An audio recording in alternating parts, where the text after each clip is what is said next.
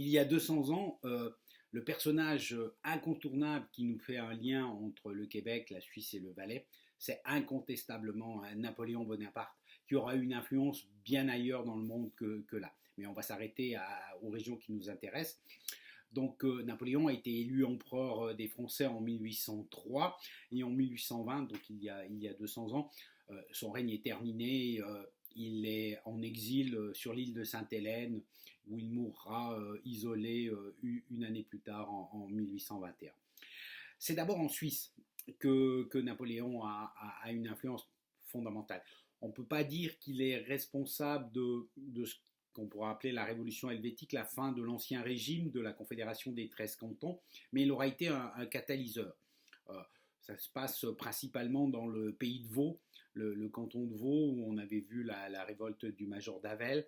Là, la révolte contre ces messieurs de Berne continue et on a de la harpe qui va appeler les troupes révolutionnaires françaises une dizaine d'années après la Révolution, puisqu'on est en 1797-97, où les Français interviennent dans le pays de Vaud et vont venir donner l'indépendance aux patriotes vaudois. Une année plus tard, ils sont appelés en Valais, qui avait connu aussi une révolution à partir de 1790-90, avec la révolte du Gros-Belay, par exemple, à Montaix, ou la révolution des Crochets un tout petit peu plus tard. Et là, ils sont appelés par ces patriotes bas-valaisans écrasés par le Haut-Valais pour venir intervenir et conquérir le Valais. Et on va avoir alors la naissance pour la Suisse de la République helvétique, qui est une république centralisatrice avec non plus 13 mais 19 cantons, puisque se rajoute Vaud, bien sûr à Prime, le Tessin dans le sud, les Grisons, et puis les cantons de Suisse centrale, Argovie, Turgovie et Saint-Gall. Toutes ces régions étaient déjà partie intégrante de la Suisse, mais c'était ce qu'on appelait des bailliages communs, c'est-à-dire des pays soumis à d'autres cantons ou à d'autres villes. Et là, tous deviennent égaux dans une Suisse centralisée, une et indivisible, comme c'était dit. Mais ça ne marchera pas. La Suisse n'est pas faite pour la centralisation. C'est ce que constate Napoléon, qui a besoin d'une Suisse à sa botte et pour utiliser essentiellement les passages alpins dans ses guerres de conquête. Et il va, après son avènement sur le trône impérial, il va proposer à la Suisse ce qu'on a appelé l'acte de médiation, pour faire une Suisse qui est cette Suisse des 19 cantons, mais avec des pouvoirs dévolus aux cantons plus grands. Ça va durer le temps du règne de Napoléon, puisque à sa chute définitive en 1815, le traité de Vienne va refaire de la Suisse une véritable confédération, non plus à 19 mais à 22 cantons, parce que viennent s'ajouter Genève, Neuchâtel et le Valais. Le Valais qui avait connu donc cette influence importante de Napoléon, puisqu'il a permis la libération du Bas-Valais. On passera de la République des 7 d'Isin à la République des 10 d'Isin. Puis plus tard, cette République rhodanienne fonctionnant mal, entretenant mal les routes, Napoléon en fait le département du Simplon pendant de 1810 à 1813. La République rhodanienne avait duré 8 ans, de 1802 à 1810. On aura une période de transition entre la première chute de Napoléon, son exil à l'île d'Elbe, et son retour en Valais, où les choses ne sont pas très claires. Mais après le traité de Vienne, le Valais fait partie intégrante de la Confédération helvétique. Voilà un tout petit peu pour l'influence de Napoléon, qui a créé les prémices d'une Suisse moderne, ce qu'on a appelé la Restauration.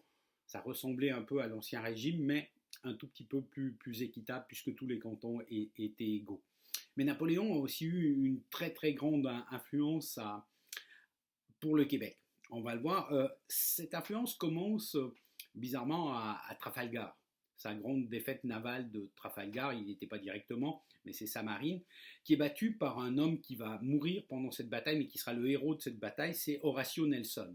Horatio Nelson, le vainqueur de Trafalgar, meurt à 47 ans à Trafalgar, mais il aurait quelque part ne jamais pu être là si 23 ans plus tôt, à l'âge de 24 ans, il était de passage à Québec puisqu'il était commandant de vaisseau dans les Amériques, et il est tombé éperdument amoureuse de Mary Simpson, et il ne voulait pas repartir, il voulait se marier et rester à Québec.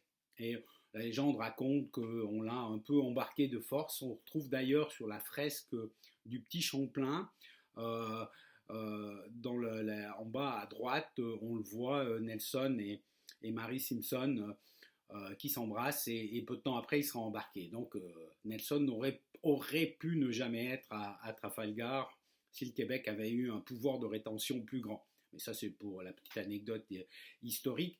Mais ce qui est surtout, c'est que Trafalgar, c'est à des routes maritimes, mais vraiment un point final au rêve de Napoléon d'envahir l'Angleterre. Et la fin de ce rêve aura une influence capitale pour le Québec, puisque suite à cette défaite, Napoléon va changer de stratégie, il va instaurer ce qu'on appelle le blocus naval, c'est-à-dire qu'il va fermer les accès et interdire le commerce avec la Grande-Bretagne. Et pour ce qui concerne le Canada, le Québec de l'époque, ce qui est important, c'est que l'Angleterre est coupée de son approvisionnement en bois qui venait des pays nordiques par la mer Baltique étant fermée par le blocus. Et l'Angleterre va se tourner vers le Québec pour s'approvisionner en bois puisqu'elle a besoin, elle n'a pas assez de ressources sur son île pour sa marine et sa construction. Et ça va développer énormément la vallée du Saint-Laurent. Québec va devenir une ville excessivement prospère. C'est la grande épopée des coureurs, des forestiers dans les bois, des jeunes qui montaient dans les forêts du haut de la Gatineau, des draveurs qui redescendaient avec les troncs. Et c'est vraiment le début de la prospérité dans la vallée du Saint-Laurent. Tout ça est dû à Napoléon. Donc on le voit, c'est un personnage qui a eu une très très grande influence, que ce soit ici en Amérique du Nord, dans la vallée du Saint-Laurent, et que ce soit en Europe, et particulièrement ce qui les intéresse en Suisse et en Valais. Je vous donne rendez-vous demain pour notre dernier épisode de cette romancée dans le temps, où on aura un élément commun qui est un tout petit peu moins passionnant.